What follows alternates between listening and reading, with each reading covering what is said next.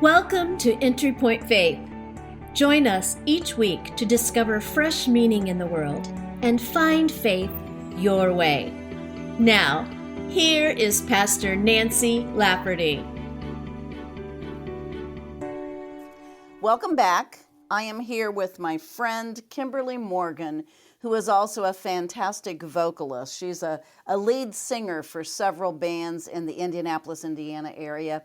And so I wanted to talk with you today, Kimberly, about my recent message. My message is about that well-worn topic of letting go. So one of the things I say in my message is that I think, it's kind of a bold statement, I think every single person is holding on to something that we should be letting go of, whether it's clothes that don't fit anymore, or a piece of furniture that is kind of worn out, or a relationship, or a person, or a dream, or anger, or resentment, or pain. I think we all hold on to something because we're not exactly sure how to let go. People say let go all the time, but I think we all struggle with it. So I'm going to ask you straight away, have you ever struggled with letting go of anything?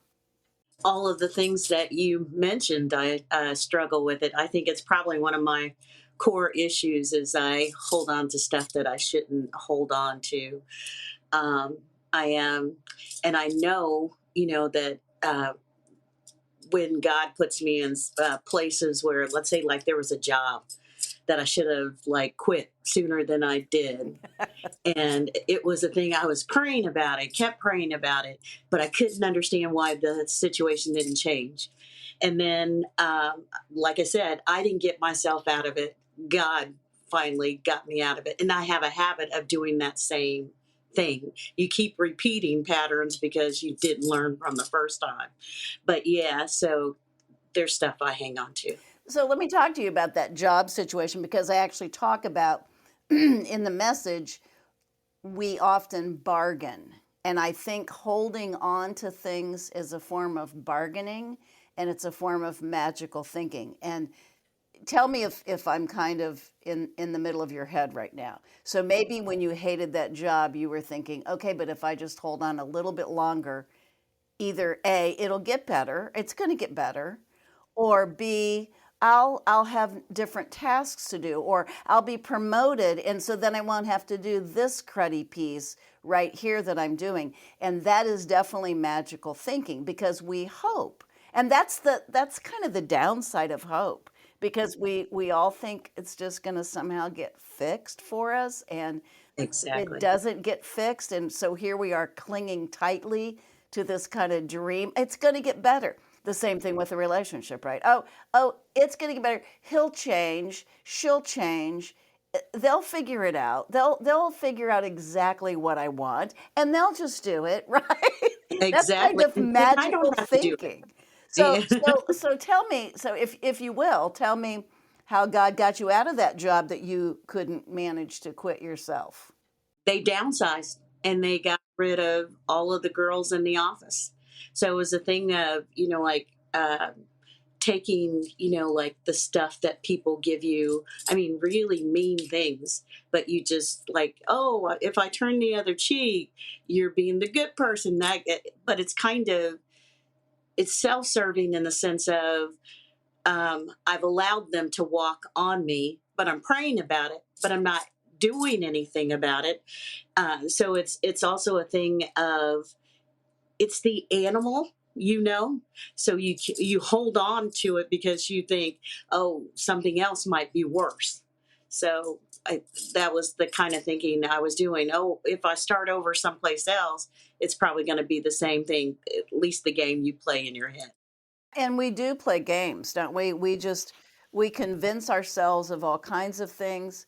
Um, Again, this magical thinking, we get into this notion that if I'm a good person, and right, and I will be nice to other people, and they will be nice to me, right? Because we think everyone is going to be like us, which makes it difficult to have some changes occur when we're not actively willing to make the change. As you just said, I wanted that thing to happen, but I wasn't willing to do anything. So let me ask you this. Have you ever had a relationship in which you were trying to mold that person into something that he or she wouldn't be, and you also had to let go of that relationship? People like friends, I tend to no, once again, like I said, I I allow them to keep doing that, and you think, oh, they're gonna, they're gonna change. They're they're your friend. They'll see. They'll Yeah, they'll see how see. they make me feel. I know they will. Yeah, they're a good person. They are. You and you dwell on the good things, of them instead of the really crappy parts of them, and you think, oh, yeah, I'm being a good person. No, you're being a chicken, you know. I'll say I am being Mm-hmm. um, I'm not being the greatest advocate for myself as I am for holding that toxic parts in my life, as far as like friends and stuff, relationships, men, women, kind of things. That's a completely different animal. This is really causing me to think about the difference between really nice people and people that we might think are abrupt or harsh. They probably have, the harsher people probably have far less trouble letting go or declaring, we're done, or you're done, or I'm done with this thing or this person or this job, because perhaps their boundaries are stronger or they don't hold on to hope like the people who tend to give grace hold on to hope, and we think that people will just eventually see. As a teacher, I always believed, I had to believe, or I wouldn't get out of bed and go to school if I didn't think people couldn't learn. I truly believe people will learn. And so, sadly, for me, many times in relationships or friendships or otherwise, I believe people will figure things out. And then I'm always surprised when they don't. Yes, that's my testimony too. It's like, how did you not learn this? You're supposed to learn this. Did you not know all that? So there's also a phrase about letting go and our inability to let go, and so therefore holding on tightly, that keeps us stuck in the past. Do you think that that is true? I do. Can you talk a little bit about that? The way I was raised, my parents got a divorce when I was, before my birth, and then my mom got remarried, and they were together for like 9 years, and you know, um, men relationships for me have been my getting that positive male role model from my friends parents, like I have like three close friends. Their father was my father, so in that sense, but being when people are hurt and they don't try to like give you those what's the word, roadblocks, by saying men are only this, men are only that, the negative parts of it, it's still stuck kind of thing. So I'm still kind of stuck in the past of what her vision of what men are. I think I'm nuanced about it, but um I don't I still haven't gone on from there. Uh, I'm still there. Yeah. hmm So it kind of stops your development about that issue. It kind of Yeah. arrests your development about that issue. I have a good friend who lost her husband early on in his life, and she never recovered. I mean, she's been without her husband for 35, 40 years.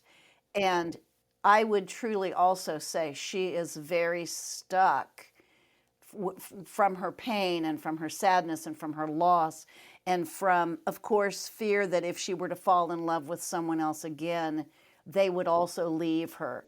And so I see her literally stuck in, 1978 when he passed away. And it's like she hasn't moved on and barely lived since that point in time. And so that to me is the extreme example of being so incredibly rooted and stuck in a rut from understandable pain and understandable loss. But there just has to be a willingness to forge forward from. Yes, to forge forward. So in your example of your job, you were helped to forge forward and you were helped by circumstances out of your control, which is wonderful. I mean, that it happened to you. In some ways, I also think the pandemic did that for many people. It halted some of what we were not enjoying doing. That was beyond our control. And I think that no one rang a bell and declared a moment of, I'm going to reassess my life. But I think through that period of time, that's what happened. A lot of people decided this thing that I was spending a lot of my time doing, I'm not going to do anymore. That was stupid. Or the way I spent my money on this, that was not reasonable. Or this person, or I don't want to go through the pandemic with you. I'm done with you. I've had enough. So I think it caused a huge reassessment and realignment for many of us without necessarily realizing that we had let go of some things by force, and then we got to choose to let go of some things. And so I think that was kind of a reboot for many people, and I think we're still doing that. I think we're still seeing people reluctant to return to some of their activities or their hobbies or their, or entertainment, sadly. Some people chose not to return to watching things or witnessing things or participating in certain activities because they decided, like your job, they didn't like it. They just really didn't like it. And given that out, they chose to grab that out and not return to it. So in many ways, that is one of the few upsides to having had everyone in the entire world stop. I don't know if that's ever going to happen to us again. I think that's going to live in our minds for a variety of reasons and in a variety of ways the rest of our lives. I keep on saying to people like, BC, when you think of before Christ, and AD, it's probably going to be like for post-pandemic, pre-pandemic, they're going to come up with one of them. Right. Some people say the before times, in the before times, when we didn't have to question whether we were going to go to that place or do that thing. But boy, that was a jolt that just really realigned us. It sure did. It really, really did. Well, Kimberly, I thank you so much for your heartfelt sharing, for your honesty and your vulnerability. I appreciate all of your comments, and I thank you for being with us today. Everybody come on back next week and join in. We are going to be talking about thanks living, how we can live in a thankful way.